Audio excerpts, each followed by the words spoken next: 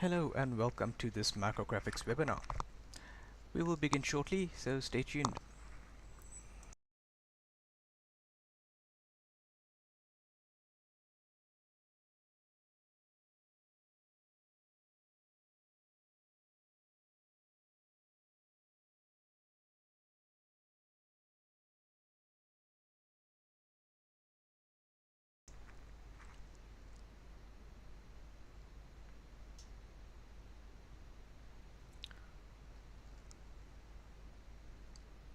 Once again, thank you for joining us. My name is Irshad Hanif. I'm an application engineer with micrographics. Today's topic is going to be Autodesk Fusion 360, 2D drawing and detailing. And it's just around the drawing workspace in particular. So as you know, Fusion 360 is a 3D parametric design tool from Autodesk, and um, although it is comparable to similar software such as Inventor, um, the workspace for drawing and detailing may be slightly different. So that is precisely the purpose of the webinar today. We're going to take a quick tour of the drawing workspace in Fusion 360 and highlight the features available, and also highlight the differences or things that you may not get in case you're wondering. It's very difficult to try and understand from the outset what may be different between Inventor and Fusion or any other software that you might be using. So if you're curious, this webinar will explain everything. Let's take a look at the agenda for today. What we're going to discuss: we're going to have a quick introduction, explain why drawings are important. We're going to look at the drawing workspace in Fusion 360. Remember, Fusion 360 operates on a workspace workflow, meaning that everything is divided into a series of tasks. You would start off with your design, then you would go into drawing or manufacture or simulation, that sort of thing. Right, then we're going to look at the document settings, which is exactly what you can customize inside your drawing document. There's not much, but it will shed some light on what you can do. Right. The next topic we're going to discuss are models, views, and styles. Basically, how you can place the views of your 3D model, whether it's a single part or an assembly, and we're going to see what options we have. Then we're going to discuss the annotations and details, what you can and can't do. Again, limitations are in place, and also how you would go about doing certain things. Some of the common tasks are a bit hidden, so I will show you a few tips and tricks on how to get those common tasks that you may not know are there. Lastly, we're going to take a look at the attributes and title block. So you probably want to make your own title block at some stage, and yes, you can do that, but again, as is the case with Fusion 360, it is quite limited. Lastly, we'll have a short Q&A session, just to, in case anyone on the webinar has any questions, you're welcome to type them in during the course of the webinar, or I will answer them at the end, or perhaps one of my colleagues will.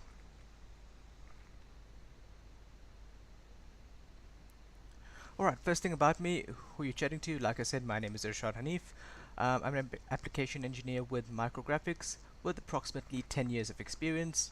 I have a background in mechanical engineering, and my primary areas of focus would be AutoCAD, Inventor, and Fusion 360.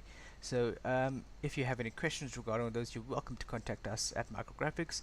You can ask for me directly. I will have my details at the end, and that regards anything Autodesk related in the manufacturing and design workspaces. But you can get in touch with us if you're part of the AEC, that is Architecture, Engineering, and Construction in industries. Okay, I also dabble in a little bit of CAM, FEA, design and modeling, and PDM. So PDM meaning product data management, which are stuff like Vault and Upchain and basically any data management software. Okay, and lastly, I am Autodesk certified professional, so that means I've written my exams and passed as a certified professional. Cool, so let's take a look at the intro of drawing. Right, so documenting 3D models. We may design our parts, but of course the documentation is the most important side of drawing. It's nice to have a fancy model, but detailing it for manufacture, for costing, for fitment or analysis. This becomes doubly important when you go to things like sheet metal, where you would need flat patterns, center lines, bend lines, DXFs for downstream manufacturing. So you may outsource it or do it in-house, whatever it may be. Um, Detailing these things are super important, such that the next person down the line gets the correct annotations and indications or instructions for manufacture. Right. So very simply put, we need to consider a couple of things. We need to consider the drawing standards. How will the dimensions look, and what is the order or what is the standard that is used? Meaning, where exactly is a dimension placed? Does it end with arrowheads or lines or um, architectural ticks to measure a dimension? Does it have a certain style? Does it have tolerances attached to the dimension? Where is everything placed on a drawing? And what information do you need to see on the drawing? Right. Next, we need to consider components and materials. So we might have an assembly of parts, or maybe just a single part, but we need to indicate downstream what the part is made out of, or what parts it contains if it's an assembly, and we may need to have a list of those parts, so something like bill of materials. Right. All this can be automated in many of the CAD softwares, but in Fusion 360 there are limitations to what you can and can't do. And lastly, we need to consider the view representations for how we're going to show this part in all its detail. There may be areas that you cannot see, or areas that you might need to dimension. For example, in the part that you see on the right, notice that the center hole here isn't just a single circle that's cut throughout. If you look at the section view I had to place in here, it's kind of tapered, then it's got a small shaft and larger concentric circles that's going across. So we need to show it in a certain a view that's explicit and clear for the manufacturer or the machining people in the workshop. Okay, so yeah, we need to plan how we're going to show these. So what we're going to use in Fusion 360 to get this drawing is called the Drawing Workspace. Okay, and it looks like this, what you see on the picture on the right. And the three main things in the Drawing Workspace are going to be the document settings. Okay, you're going to have multiple sheets that you can add, and you're going to have a border and a title block. This can be saved from your template if you've created one, but there is an entire slide I have on borders and title blocks. We will discuss that at the end. Right, in your Drawing Workspace you'll find that you have a totally new contextual ribbon called, with a single tab called Drawing. Right on the top you can see it here, and it dumps all of your tools that you would need in the drawing in this ribbon up top. And it has certain panels: create, modify, annotate and dimension, symbols, tables and export. Okay, so under the create you will have your basic place your base view, project these views, put on some auxiliary views, and put on some detail views, some section views, or some break views. Right, and we will discuss that in a little more detail later on. Also, we will have a little bit of a live demo where I can actually show you these things, but those are in brief what you would find. You'll also have a modify where you can tweak what you've already placed. You'll have an annotate section where you can put in dimensions, and that will be your linear dimensions and so on and so forth. Right, you have your common styles, which are ordinate set or stuff like that. Right, and you have your annotations where you can put in center marks and other similar geometry. Then you'll have symbols where you can put in welding symbols or text and leaders and stuff like that. You can insert tables, which will be basically either parts lists, bend lists, hold lists, etc., which will automatically be pulled by Fusion 360. And lastly, you'll have an option to export it directly to PDF. It's a one-click button, which is very useful sometimes in your workflow. So what can't you do on Fusion 360 Drawing Workspace? Well, first and foremost, you cannot have any custom styles. So custom styles that will be saved on other CAD software, usually where you can define like where the dimension is placed, what size it is, what type of arrowhead it is, how big each thing looks, what color is it. All of that doesn't really exist in Fusion 360, at least not yet. Right? It's going to give you very limited options, basically to determine the weight or the line thickness of the entire drawing, or rather I should say all the objects on the drawing, meaning the projected views and stuff. But that's about it. Right? You're going to have a limited set of attributes, so you're not going to have a full list of eye properties like you would in Inventor. So you'll have maybe just created by, date, drawn by, that sort of thing. There is a list at the end that I'll show you what you do exactly have. And you're going to have a limited bill of materials management, so you're not going to be able to do what you see on the right. So I've got an example of a very complex drawing and detail stuff here that's super customized from a client of ours, and you can see they have put in lots of custom styles in here with the color changes and references, and a table that's got custom information with the label named on the arrowhead. Okay, all of that is not going to be able to be done on Fusion 360. Okay, so you do have some limitations. So let's discuss in detail those document settings we spoke about earlier. Okay, if you zoom into the document settings area on the drawing workspace, you'll find that you can change the font, the text height, so that will be across the board of all the text, right? You'll be able to change the dimension units, right? And also things like where the comma is placed, how many trailing zeros, for example 1.29 or 1.29580, that sort of thing. You'll be able to change how the tolerances appear, although I'll have to show you how to do that. You'll be able to adjust the line widths. So the line widths is basically the weight of the thickness of the lines or objects placed in your drawing. And lastly, you'll be able to define a revision scope for how it appears on the naming in your sheet, right? Then there's a separate section on the bottom here for sheets. You can have multiple sheets for your drawing, as is the case with many other software solutions, right? You'll be able to click the little plus along the bottom bar to add a new sheet. Each sheet will contain their own view representations, and each sheet will contain their own sheet settings, so you can customize it per sheet. So it is a bit flexible in that regard.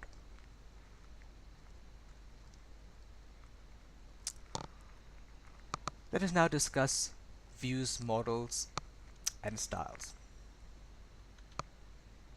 So when you place a base view, right, you can place your base view. From that base view you can have projected views. You can also insert auxiliary views, right? You can also insert section views, detailed views, and bricks. So you'll find the tools up here. So that's projected, auxiliary views, section views, details, and bricks. The last one is to create a new sketch on top of everything. So if you want to add more lines and circles and arcs that are not coming from any edges or lines on your model itself, you can think of it like placing a sheet on top of your drawing and tracing out extra lines or annotations that you may need, right? When you're placing a view, you'll also get the drawing view dialog box, which will allow you to put in some appearance details, whether it's showing hidden lines, shaded, or shaded with hidden lines. You'll adjust the scales. You'll be able to adjust the representation. So you might have a specific view or a specific representation that you will create in your model. Maybe you're hiding all of the purchase components in the model just to show clarity of assembly. You can select from the drop-down list a representation that you have created. And lastly, you'll be able to define what edges you want to show, whether you want to show interference edges, thread edges, and the ends of curves. So you might have like a fillet or a radius, and you can choose whether to show the sharp edges of those where the curve ends or not. Sometimes it's best to leave them off because so many lines can be very confusing in your drawing.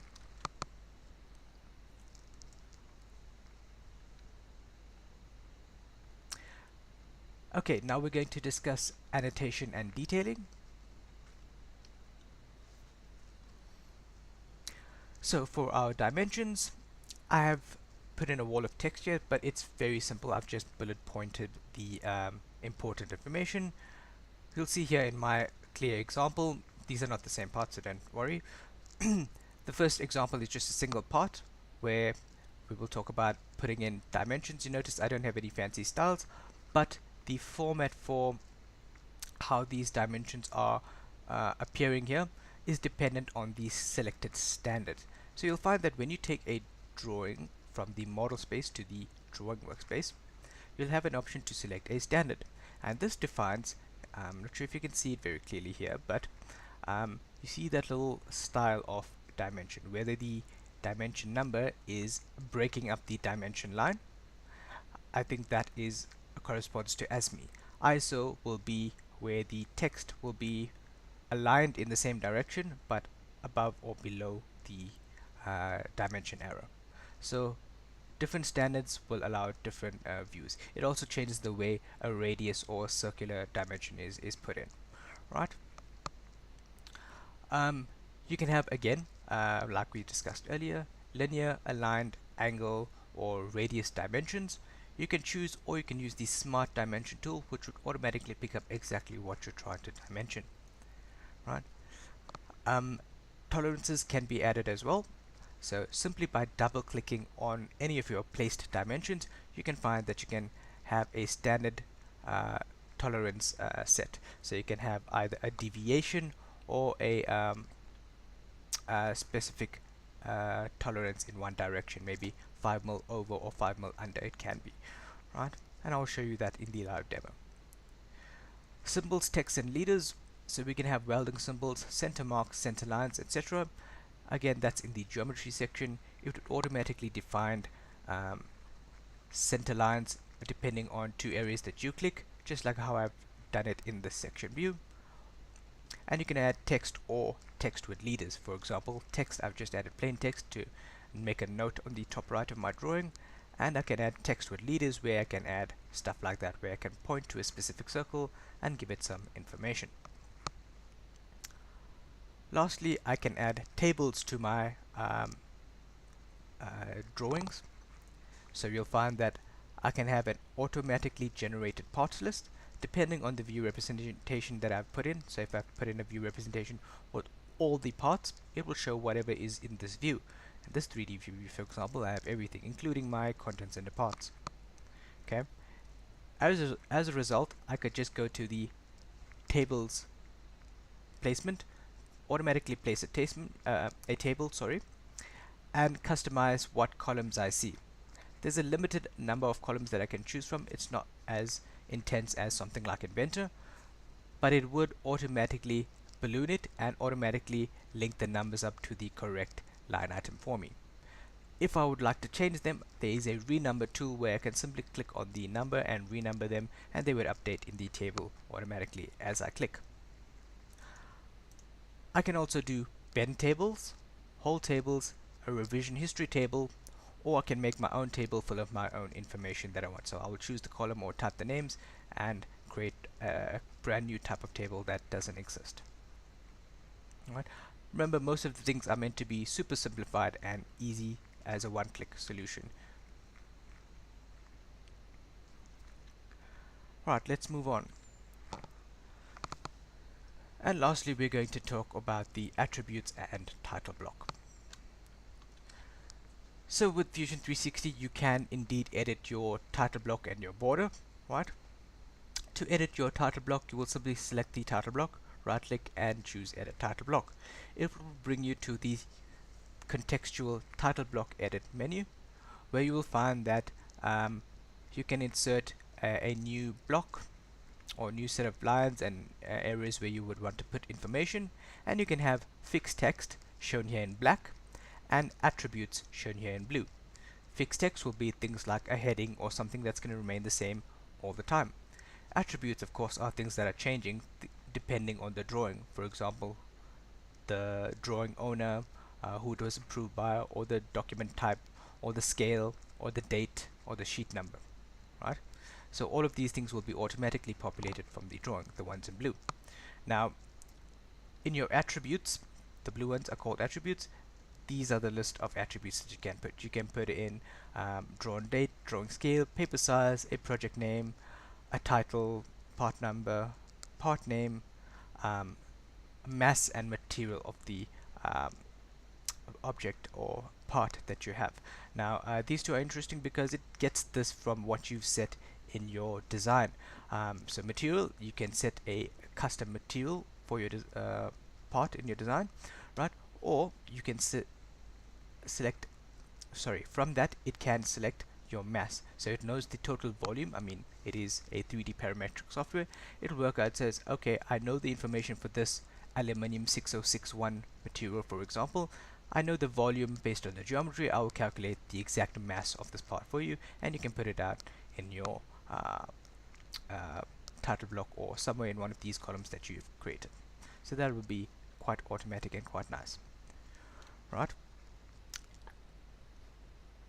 You can also use the standard tools to draw in your own features. But yeah, that's basically about it. Super limited, but also super simple. Alright. Okay, and now we will look at doing a live demo of that exactly. So I'm going to switch over to my Fusion 360, and I'm going to bring it into the frame and just show you what I have open.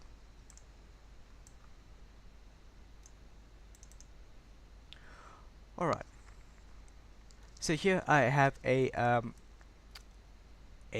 assembly of a little wheel assembly with some brackets and a plate and a wheel and a little spindle. Right, this is directly out of our standard training, so nothing too complicated. We'll notice that I'm currently in the design workspace. Okay, and to get a 2D detailed drawing out of this, I will simply go from here from design, switch over to my drawing workspace, and I'll have two options. I'll have the option to create a drawing from a design or a drawing from an animation. Now, drawing from an animation will be to do things like exploded views. So you'll notice there's an animation tab here where I can predefine a exploded view and save that as a storyboard. That's outside of the scope of this webinar, but just as an added information, you'll see how I can create this in the animation workspace, save that, and when I click drawing from animation, I'll be able to choose that exploded view such that I can put it onto my sheet. Right? But to get a regular drawing, I'll go drawing from design, and it's going to ask me, alright, fair enough, you want to create a drawing, what do you want to include in this drawing? In this case, the default option is to select the full assembly, meaning all the parts, but I can choose to select visible only or select the exact parts that I want. For example, if I just want to show maybe these parts, right, the one selected, then I can do that. In this case, I'm going to go with the full assembly. Please put everything onto the drawing. I'll create a brand new drawing from scratch, meaning I don't have a template, but if I did have a template that was saved, I can use that as the base point. So that will have my own title block, my own fixed text and attributes, and even my company logo perhaps in there, right? Sorry, this drop down box, right? I can create a brand new drawing or insert it into an existing drawing, and like I said earlier on, use the template. If I have a template with my title block, I can choose that. This is super important to choose the standard. Like I said, the dimension style will change a little bit. Like we said, the little dimension text or the dimension value will either break the dimension line or sit on top, so I can put it as ASME or ISO. The units and the sheet size can also be customized. I'm going to leave everything standard for now and say OK, and it's going to want to place in my first view. Like we discussed earlier, we can modify the scale, okay, and we're going to put in just visible edges, or we can put it with the hidden edges like so, right? I don't get the option to immediately place my projected views, at least not right now, but I can go and manually do it. So here is how my design looks. It's showing the edges. I can choose whether to not show certain things or to show certain things. For example, tangent edges.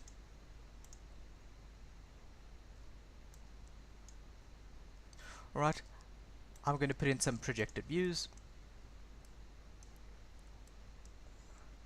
That will be fine.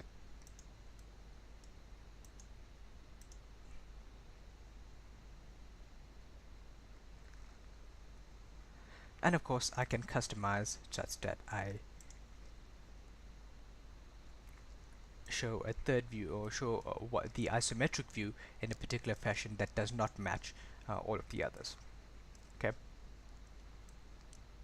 Now we did discuss that the structure tree on the left was going to be where I would find my document settings, and you find that under document settings I have, like we discussed, the font, text height, etc. I can click on each one to change a specific thing, or I can click on the main heading which will just show me everything all in one window. It looks like this when I click it, and you will see here this is what I get. Sorry, all the windows keep defaulting to my second monitor, right? But basically it's all the headings that you see here, right? And you can customize. So we already know that we chose the ISO standard, and it tells me exactly how things are going to look, right? For the text I can choose the font, the text height, small, medium or large. It has some predefined values, so it's not like I said, you can choose a custom where you'll create your own, but you can't really go in and type in much from here. It's got predefined values that you can select. Okay, I can play around with the units and the number of precision, right? So the trailing zeros and how it's going to appear, right? Leading and trailing zeros. Units can be in millimeters, so I can, if I want to include alternate units, I can, and an alternate style, right? For line widths I can choose the thickness of the lines, so I can choose maybe to go very thick or stuff like that. Now that will apply only to certain objects on the view, right? So for example, when we get to dimensioning, I'll show you what it looks like. And lastly, I can change the revision style, so I can choose how the numbering of revision looks. So it will say here revision A, B, C, or whatever it needs to show, right? You'll find that I have the current sheet selected, and these sheet settings are choosing a specific title block and a specific sheet size. I can add in a second or third or fourth or as many sheets as you like, and you'll see that they will add in more sheets here. So you'll see the current selected sheet only appears on the left. It's not like it's going to have a whole list of all of them. If I switch back to sheet 1, it shows me sheet 1 and the stuff that I have placed on it. So in theory, what I can do is I'm going to go to my second sheet and say, actually, I want this to be a different size. I want it to be an A4 perhaps, and change things around like that. That's an A4 portrait.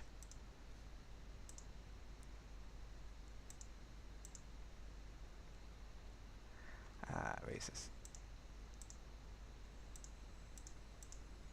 There we go. So something like that.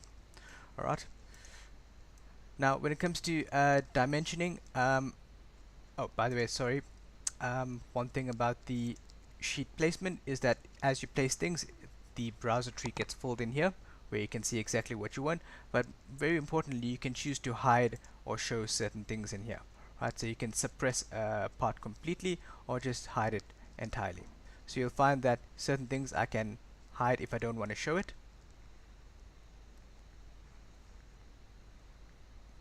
right? So for example, it highlights on the right and I can show, actually I don't want to see this brackets, I'm going to hide it. It modifies the model such that it is hidden and it won't show if I don't want to show a particular bracket. So there it is without the bracket. It also adjusts because right now certain things are no longer hidden, so it recalculates as, oh, I don't need to make any dashed lines in here because that is now no longer hidden. That can be helpful because when we need to dimension stuff here, it's easier to see. Okay, remember it shows the full structure, so if there were sub-assemblies in here, you'll find each sub-assembly parts as well. Alright, in your dimensions you'll be able to do line to line, edge to edge, right? Maybe from there to there. You'll be able to put in some markings for center holes. For example, center holes, I can select maybe a simple center hole like that, or a center line where I can go in between two edges and it will create a center line. Now this center line needs to be adjusted. Sorry, and I can adjust it to show across the entire part like so. So it keeps into the drawing standard of the ISO standard, which is center line, long line, space, short line, long line, space, short line, etc. Okay, notice I can't really change much with regards to the styles and appearance of these.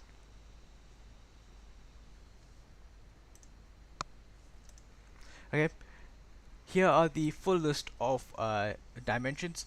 I've just used the smart dimension tool, which automatically picks up what I want to do. For example, if I want to do a little radius here, I can go in and probably dimension that, or maybe the diameter of a circle like that. Notice when it detects radiuses, it automatically puts in a symbol, but of course you can customize that by simply double clicking on that, and you'll find that you can insert a different symbol that you want. So if you want to insert symbol, you can also double click on that to get your precision, change it. Maybe there's a specific precision for that radius, and you can, here's the menu where you can adjust your tolerances. You can turn tolerances on and you can say I want a standard deviation, which will put the plus or negative at the top right. So you can say plus maybe 1.5 or right. I'll say tolerance deviation plus or minus 0.15, and you can close it. So that is how you would add tolerances to your dimensions. Okay, you also have alternate dimension sets, which are very useful for creating a dimension from a single 0, 0 point. Maybe there's a sheet where flattened out sheet where you can have a common 0, 0 point and the XY coordinates of all the holes. Right, although that will also be done by a whole table. Right. You can add in text or text with leaders. I'm just going to switch over to a already done drawing. This isn't really a tutorial. It's more like a feature showcase.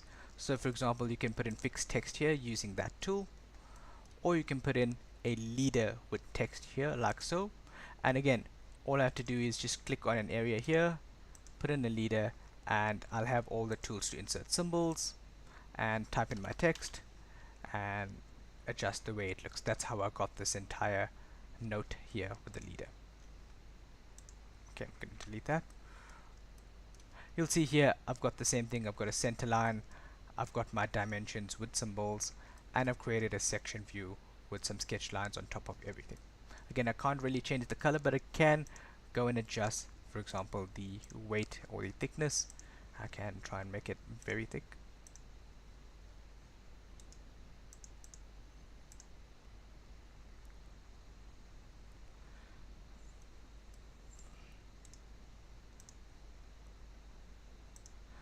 I'm sorry, I'm supposed to turn the display on so it actually displays. There we go.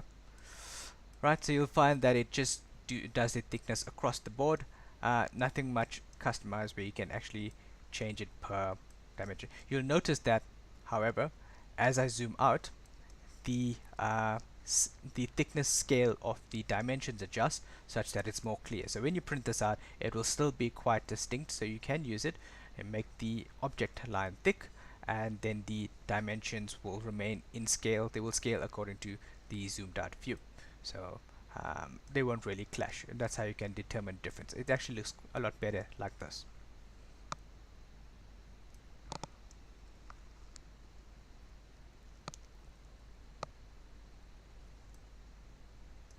Okay, lastly, what we can find is if I go to a pre-done drawing again, you'll find that I can insert the table of parts. So it's very simple. I can simply go to table and I can insert a parts list table. It would want to draw the table for me. It knows what parts are included in my design, and it will create a list of it for me. I can just snap it onto the center. It'll give me the item number, label it for me. It'll put in the quantity of them. For example, if I have these socket head screws, tell me 4 of them. I have those socket head nuts, or this hex nuts rather. 4 of them, it's telling me with the material, etc. I can type in my own description. I can go into here and I can customize what columns I want to see. For example, if I don't want to see the description, I'm quite happy to show it like so.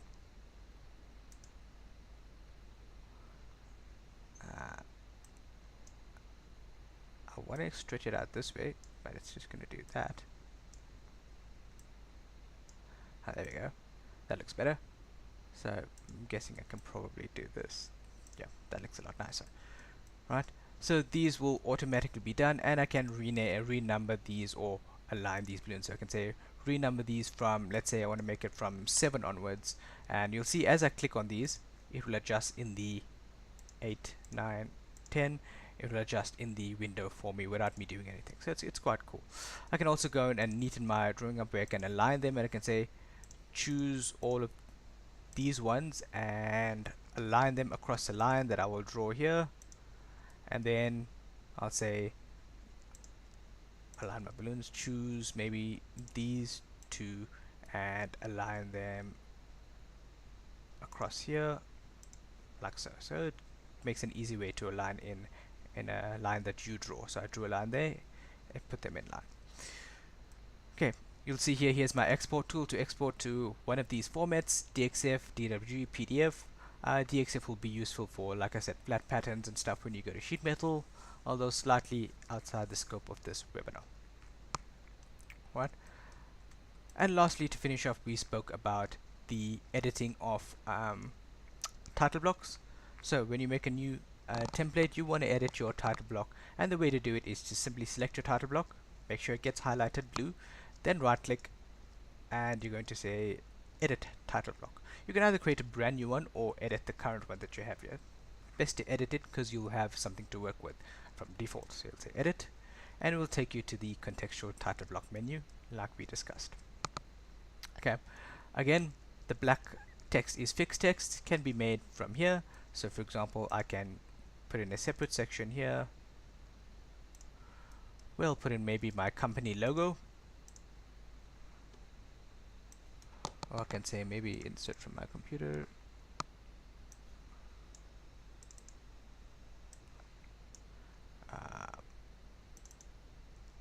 Well, let's put in micrographics. I think I have a better one somewhere. Okay, I'll just choose that. I'm going to put it in there. Where did my logo go? Let's do that again.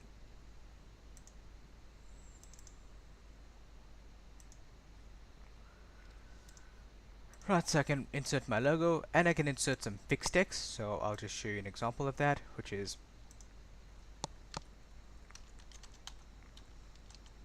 text. Right, and I can insert some symbol or style. Remember, I've got to select it if I want to apply it. There we go. Right. Move it using the gray handlebars, that's fine. And lastly, I can choose to insert an attribute, which is the blue bit, which will change per drawing. And those fields are listed here. I'll show you just now. You'll find that I can have these fields to choose from. I can create a custom one, although you'll need some extra training on how to exactly use it. But here are the standard fields. You can choose, for example, to show the sheet number or the title or the drawing scale, drawn by, drawn date, etc. Or we can just put in a part number for now. Right, so this will change based on the particular model placed in the drawing. And that's it. You'll be able to customize your title block the way you see fit, and you'll be able to say finish title block, and it'll be edited like so. So this can be saved as a template, such that you can start off. You can say new drawing template from scratch, or from this current drawing here, maybe the current drawing that you have. So if you have to save it, you'll be able to use the current drawing to start off with, keep it blank, and you'll have a new template. And that's about it. That brings us to the end of the webinar. Again, it isn't really a substitute for training, but just to show you what you can and can't do on Fusion 360's Drawing Workspace. I'm going to take away my Fusion and leave our company details up along with mine, you'll find my details, my email address, our company website, and a list of branches that we have. Um, yeah, so this brings us to the Q&A section. You may type in any questions that you have, although if I don't see it or I don't get to it, like I said, you are more than welcome to personally contact me with any inquiries.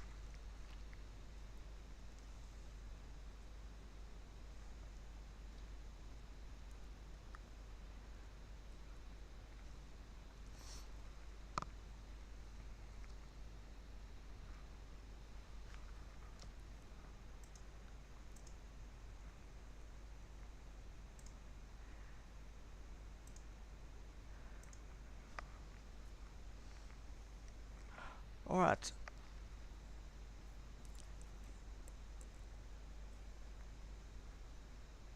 if there are no questions, we will round it up there. Although I'm going to leave the webinar open for a few more minutes.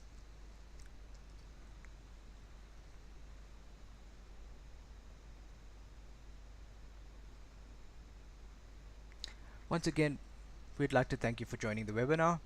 We will see you again in the next webinar for the next topic. Stay tuned to Micrographics YouTube channel so you can keep ahead of the schedule.